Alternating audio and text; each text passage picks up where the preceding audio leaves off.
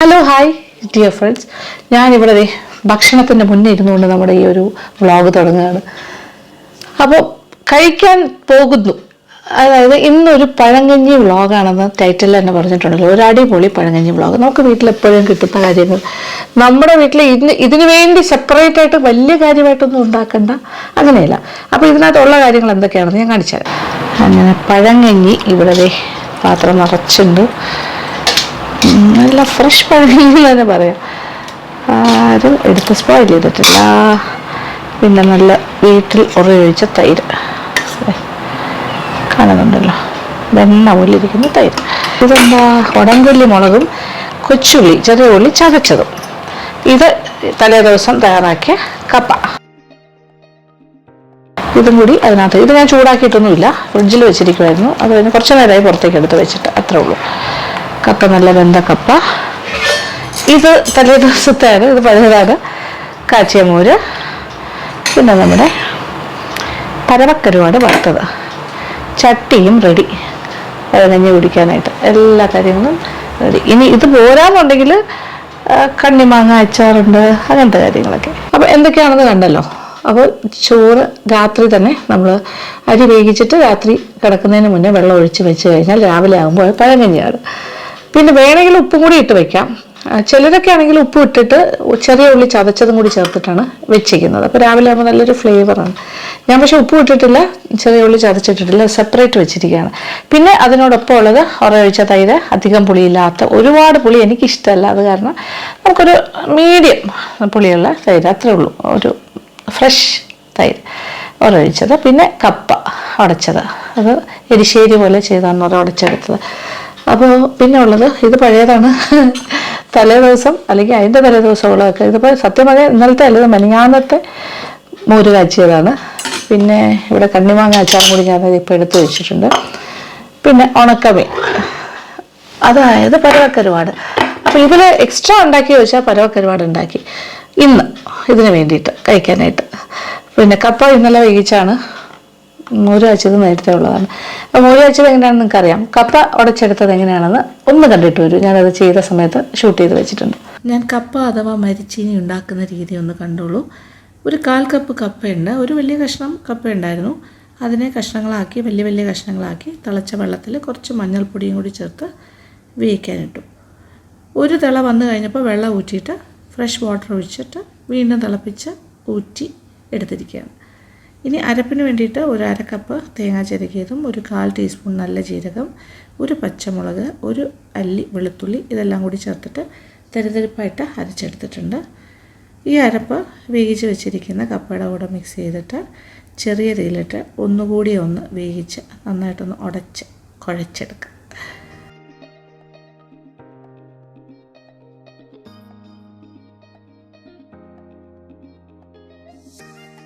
അപ്പോൾ ഇച്ചിരി ഉപ്പും കൂടി ചേർക്കട്ടെ.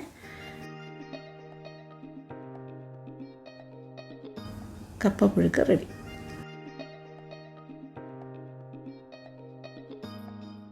അപ്പോൾ കപ്പ എങ്ങനെയാണ് ഞാൻ വേവിച്ചതെന്ന് കണ്ടല്ലോ.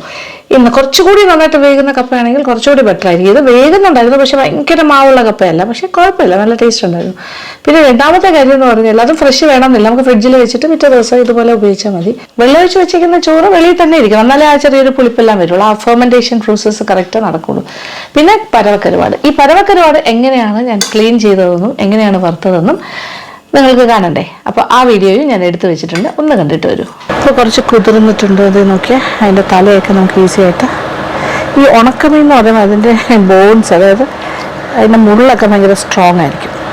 അത് കൈ വളരെ സൂക്ഷിക്കണം. ഇതിപ്പോൾ നമുക്ക് കൈ കൊണ്ട് തന്നെ എടുക്കാൻ പറ്റുന്ന ഒരവസ്ഥയിലേക്ക് കുതിർന്നു കഴിഞ്ഞാൽ റെഡിയായി വരും. അങ്ങനെയുണ്ടല്ലോ, ഇത് വിത്ത് ബോൺ തന്നെയാണ് കാര്യങ്ങൾ. അതിൻ്റെ ഫിൻസ് അങ്ങനത്തെ കാര്യങ്ങളൊക്കെ മുറിച്ച് മാറ്റണം.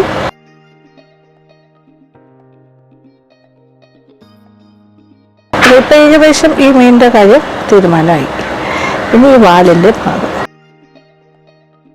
ഇങ്ങനെയാണ് ക്ലീൻ ചെയ്യേണ്ടത്. ഇനി ഇതിൻ്റെ സ്കിന്ന് ഇങ്ങനെ പിടിച്ചു കഴിഞ്ഞാൽ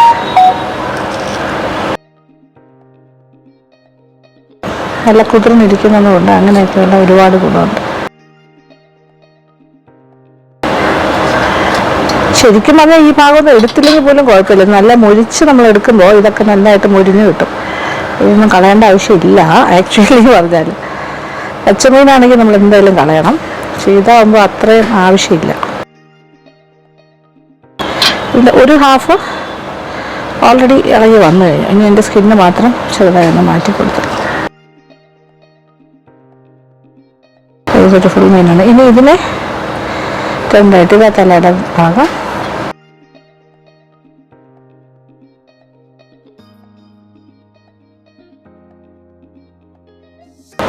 ഇനി ഒരെണ്ണം കൂടിയുണ്ട്. ഇത് തന്നെ തലയും ശരിക്കും പറഞ്ഞാൽ നമ്മൾ ക്രിസ്പി ആയിട്ട് വറുത്തെടുക്കും. അപ്പോൾ അതും കഴിക്കാനൊക്കെ ഭയങ്കര രസമാണ്. ഇതെല്ലാം ചുമ്മാ കഴിക്കാനല്ല.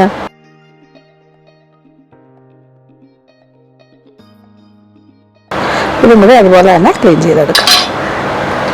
എപ്പോഴും ഉണക്കമീൻ വാങ്ങുമ്പോൾ ഇങ്ങനെ ക്ലോസ് ആയിട്ട് ഉണക്കി വെച്ചിരിക്കുന്നത് വാങ്ങാതിരിക്കാനായിട്ട് ശ്രദ്ധിക്കണം. കാര്യം അത് ചിലപ്പോൾ ചീഞ്ഞ മീനിനെ ഉണക്കിയെടുക്കുന്ന ഈ രീതിയിലായിരിക്കും. കാര്യം അത് ചീഞ്ഞ മീനാണെങ്കിൽ ഇങ്ങനെ രണ്ടായിട്ട് പിളർന്ന് എടുക്കാൻ പാടാണ്. പക്ഷേ ഈ ഫ്രഷ് മീൻ ഇങ്ങനെ ഉണക്കുകയാണെങ്കിൽ ഇതുപോലെ ഇങ്ങനെ രണ്ടായിട്ട് മുറിച്ചിട്ടായിരിക്കും ഉണക്കുന്നത്.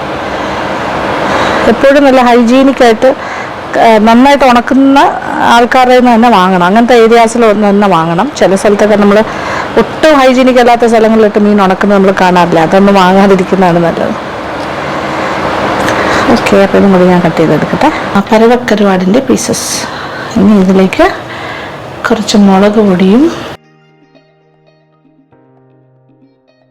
ഒരുപാട് വേണ്ട, കുറച്ച് മതി. ഇച്ചിരി ഉപ്പ് എന്തായാലും വേണ്ടി വരും. ഇതിനകത്ത് കുറേ തന്നെ വെള്ളത്തിൽ കരുന്ന ഉപ്പെല്ലാം പോയിട്ടുണ്ടാവും. ഒരൽപ്പം മഞ്ഞൾപ്പൊടി,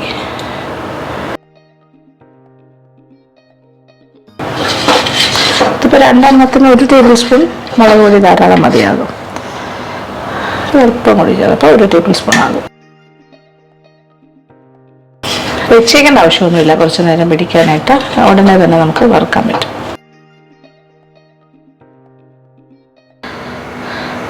കുറച്ച് വെളിച്ചെണ്ണ ഒഴിക്കാം. ഒരുപാടൊന്നും വേണ്ട, പെട്ടെന്നാകും. രണ്ടെണ്ണമാണ് ക്ലീൻ ചെയ്ത് വന്നപ്പോൾ ഇത്രേ ഉള്ളൂ. തലയും കൂടെ എടുത്താലും കുറച്ചുകൂടി കിട്ടും. കുറച്ച് എണ്ണ കൂടി ഞാൻ ഒഴിച്ചു കൊടുക്കും നൈസായിട്ട്. ഓക്കെ, മതി. ഒരു സൈഡ് കുറച്ച് മൂത്ത് തുടങ്ങി പിടിച്ചിടാം. ബാക്കിയും കൂടെ ആകട്ടെ. അപ്പുറത്തെ സൈഡ് ഈ ഒരു സൈഡും കൂടെ ആയിക്കഴിഞ്ഞാൽ എണ്ണയിൽ നിന്നും മാറ്റാം. ഇപ്പോൾ ഫൈനൽ ഫോം ആയി കഴിഞ്ഞു. 2 സൈഡും പാകത്തിന് മൂത്തു. ആ മുളക് പൊടിയെല്ലാം ഇങ്ങനെ ഇതിൽ ആ എണ്ണയിൽ വരണ്ടിരിക്കുന്നത് ഇതിലും കൂടി ചേർന്ന് ഇങ്ങനെ മിക്സായി വരും. ഇത്രേ ഉള്ളൂ, മതി. ഓഫ് ചെയ്യട്ടെ. ഓക്കെ, അങ്ങനെ ഉണക്കമീൻ ഫ്രൈ പരവക്കരുവാട് ഈസ് ഓൾസോ റെഡി. അങ്ങനെ പരവക്കരുവാട് വറുത്തെടുത്തതും റെഡി. നമ്മൾ സാധാരണ സിമ്പിളായിട്ട് ഒരുപാട് കാര്യങ്ങളില്ല, ഇത്രയൊക്കെ മതി. ഇതെനിക്കിഷ്ടമുള്ള, എൻ്റെ ഇഷ്ടപ്പെട്ട ഫേവറേറ്റ് കോമ്പിനേഷൻസ്. പഴങ്കഞ്ഞി കുടിക്കാനൊരു ചട്ടിയും റെഡി. തുടങ്ങിയാലോ? ഇതിനകത്തേക്ക് ഓരോന്നോരോന്നായിട്ട് വയ്ക്കാം. ആദ്യം പഴങ്കഞ്ഞി. ഓരോരുത്തരുടെ ആവശ്യാനുസരണമാണ്. ഞാനങ്ങനെ ഒരുപാട് കഴിക്കില്ല, എങ്കിലും ഒരു സീൻ ബ്യൂട്ടി വേണമല്ലോ.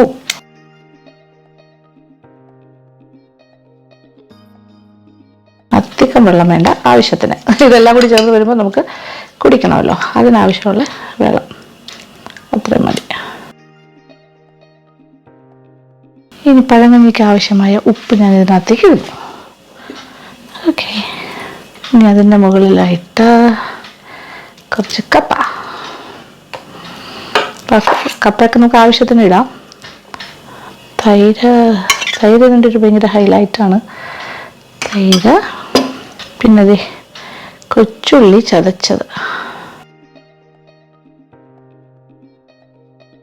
ഇതിങ്ങനെ വെള്ളത്തിൽ മുങ്ങിക്കോട്ടെ. മോര് കാച്ചിയ മോര്,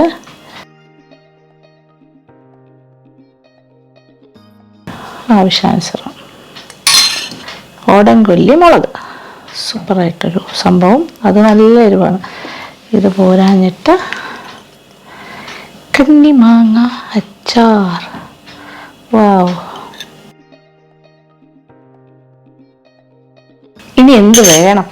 എല്ലാ കാര്യങ്ങളും ആയി കഴിഞ്ഞു. യമ്മി പഴങ്കഞ്ഞി ചട്ടി ഈസ് റെഡി. ഇനിതേ ഉണക്കമീൻ,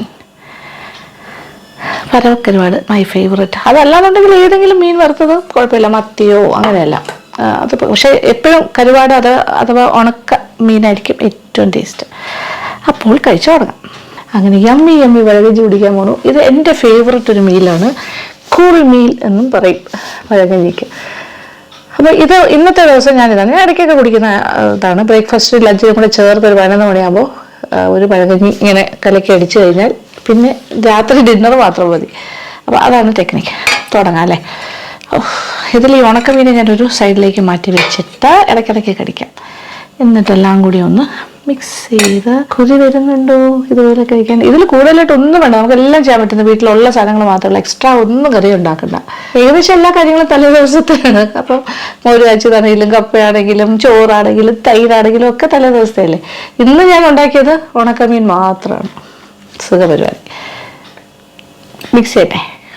ഇനി ഇങ്ങനെ നമ്മളിങ്ങനെ ഉടയ്ക്കുമ്പോൾ ഈ ചെറിയ ഉള്ളി ഇതിൽ ചേർക്കുമ്പോൾ ഭയങ്കര ടേസ്റ്റാണ് കേട്ടോ, പറഞ്ഞറിയിക്കാൻ പറ്റില്ല. അതുകൊണ്ട് അത് നന്നായിട്ട് ഉടച്ച് ചേർക്കണം. ഉടങ്കൊല്ലിനെ അതിൻ്റെ ഞെട്ട് എടുത്ത് മാറ്റണം.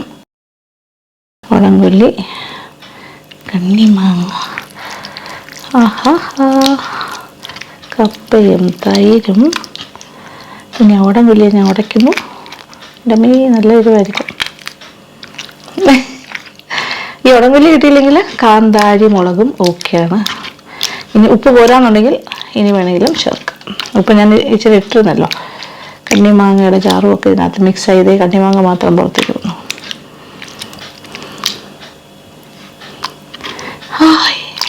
ടേസ്റ്റി യമ്മി പഴങ്കഞ്ഞി കഴിക്കാമല്ലോ. കഴിച്ചു തുടങ്ങാൻ പോണു.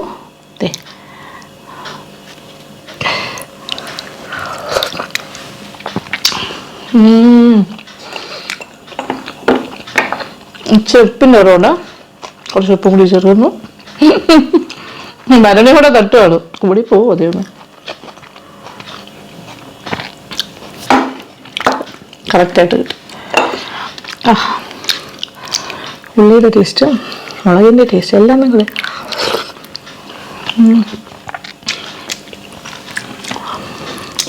ഇതിൻ്റെ സ്വാദ് ഒരു 5 സ്റ്റാർ ഹോട്ടലിന് റീപ്ലേസ് ചെയ്യാൻ പറ്റില്ല, ഒരു 5 സ്റ്റാർ റെസിപ്പിക്കും പറ്റില്ല.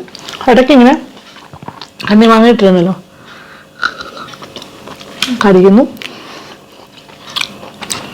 നമ്മൾ ഇങ്ങനെ കഴിച്ച് വരുമ്പോൾ ചാറ് കുറച്ച് അധികമാണെന്ന് തോന്നുമ്പോൾ കുഴിച്ചു തുടങ്ങും. എൻ്റെ ഉണക്കമീൻ എടുക്കട്ടെ. എൻ്റെ ഉണക്കമീൻ ഞാൻ നല്ല മൊരിച്ചിട്ടാണ് ഉണ്ടാക്കിയത്. എനിക്ക് മൊരീനെ ഇഷ്ടമാണ് ഉണക്കമീൻ. പക്ഷേ ഇത്ര മൊരി ഉണ്ടാകുന്നില്ല, കുറച്ചുകൂടി നേരത്തെ എടുക്കാം. ഇനി ഇടയ്ക്കൊന്ന് കുടിക്കാം.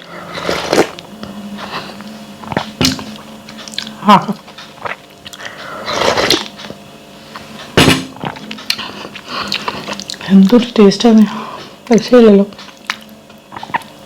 ഞാൻ ഒരുപാട് കടകളിൽ പോയിട്ട് പഴങ്കഞ്ഞി ചട്ടിപ്പഴങ്കഞ്ഞിയൊക്കെ കഴിച്ചിട്ടുണ്ട്. പക്ഷെ ഒത്തിരി കറികൾ കാണും, കുറേ പലതരം മത്സ്യവിഭവങ്ങളും ഒക്കെ ഉണ്ടാവും. പക്ഷെ എൻ്റെ ഒരു പേഴ്സണൽ ഒപ്പീനിയൻ അതിൻ്റെ ഒന്നും ആവശ്യമില്ല. ഒരു സിമ്പിൾ ഇങ്ങനെയാണെങ്കിൽ തന്നെ ഏറ്റവും ടേസ്റ്റായിട്ട് നമുക്ക് കഴിക്കാം. പഴങ്കഞ്ഞി അപ്രത്യക്ഷമായിക്കൊണ്ടിരിക്കുന്നു, താന്നു പോകണു ചട്ടിയിലുള്ള ക്വാണ്ടിറ്റി ഞാനിങ്ങനെ കഴിക്കുന്നതിനനുസരിച്ച്. കൊച്ചുള്ളിയും ഉടങ്കൊല്ലി അല്ലെങ്കിൽ കാന്താരി മുളക് ഇത് ചേർക്കാൻ മറക്കരുത്. ഇതൊന്നും കിട്ടിയില്ലെങ്കിൽ പച്ചമുളക് ഉടച്ച് ചേർത്താലും മതി, കുഴപ്പമില്ല. ഇങ്ങനൊരു പഴങ്കഞ്ഞി കുടിക്കണമെങ്കിൽ നാട്ടിൽ തന്നെ ആവണമെന്നില്ല, വിദേശത്തുള്ളവർക്കും കഴിക്കാം. എന്തായാലും വീട്ടിൽ ചോറുണ്ടാക്കുന്നുണ്ടാവും, മോര് കാച്ചിയത് ഉണ്ടാക്കാം, കപ്പ ഉണ്ടാക്കാം. കപ്പയൊക്കെ കിട്ടുന്നുണ്ടല്ലോ, തൈരൊക്കെ കഴിക്കാം. ഉണക്കമീനും വാങ്ങാൻ കിട്ടും. പിന്നെ നമുക്ക് കിട്ടാത്തായിട്ടൊന്നും ഇല്ലല്ലോ. ഇതേപോലെ ചെയ്ത് നോക്കുക, ഇഷ്ടമാവും. നിങ്ങൾ പലരും ചെയ്യുന്ന കാര്യം തന്നെയായിരിക്കും, എങ്കിലും ഇതെൻ്റെ ഒരു ഇഷ്ടപ്പെട്ടൊരു കോമ്പിനേഷൻ. ഇത് കഴിയുമ്പോൾ നന്നായിട്ട് വേറെ നിറയും. പിന്നെ നമുക്ക് കുറേ നേരത്തെ ഒന്നും കഴിക്കേണ്ട ആവശ്യമില്ല. ബ്രേക്ക്ഫാസ്റ്റ് ആണ്, ലഞ്ച് ചേർന്നാണ്, ബ്രഞ്ചാണ്. പിന്നെ രാത്രി ഡിന്നർ വേണമെങ്കിൽ കഴിക്കാം, അത്ര ഹെവി ആയിട്ട് നല്ല ആരോഗ്യമൊക്കെ വരും, നന്നായിട്ട് ജോലി ചെയ്യാനൊക്കെ പറ്റും. അപ്പം എന്തായാലും ഇതാണ് ഇന്നത്തെ നമ്മുടെ വ്ളോഗ്, ഒരു പഴങ്കഞ്ഞി വ്ളോഗ്. അപ്പോൾ ഇഷ്ടപ്പെട്ട് കാണുമെന്ന് തന്നെ വിചാരിക്കട്ടെ. ഇത് കണ്ട് ഇഷ്ടപ്പെട്ട് കൊതി വന്നിട്ടുണ്ടെങ്കിൽ നാളെ തന്നെ പഴങ്കഞ്ഞി ഉണ്ടാക്കുക, കഴിക്കുക. കുറച്ച് ദിവസമായിട്ട് മറന്നിരിക്കുന്ന കാര്യമാണെങ്കിൽ ഞാൻ ഓർമ്മിപ്പിക്കാൻ വേണ്ടിയാണ് ഈ പഴങ്കഞ്ഞി വ്ളോഗ് ഇട്ടിരിക്കുന്നത്. അപ്പോൾ സന്തോഷം. Thank you so much. Comment ബോക്സിലേക്ക് വന്ന് നിങ്ങളുടെ അഭിപ്രായങ്ങളൊക്കെ പറയുക. വളരെ സന്തോഷമേ ഉള്ളൂ അത് വായിക്കാൻ.